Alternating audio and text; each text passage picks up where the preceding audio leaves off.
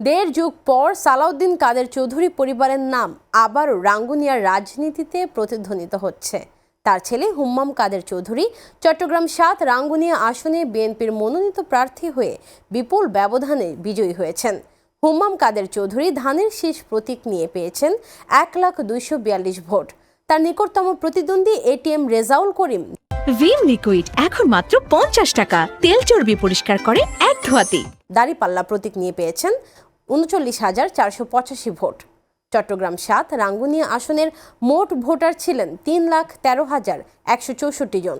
বেসরকারি ফলাফল অনুযায়ী প্রদত্ত ভোট ১,৭৫,৩৭৬, বৈধ ভোট ১,৭১,৭২৮, বাতিল ৩,৬৪৮ ভোট। ভোটের হার ৫৬%। সালাউদ্দিন কাদের চৌধুরী ওই অঞ্চলের রাজনীতিতে ছিলেন কিংবদন্তি। ১৯৭৯, ১৯৮৬, ১৯৯৬ ও ২০০১ সালে তিনি ৪ দফায় সংসদ সদস্য নির্বাচিত হয়ে রাঙ্গুনিয়ার রাজনীতিতে নিজের ধারাকে প্রতিষ্ঠা করেছিলেন।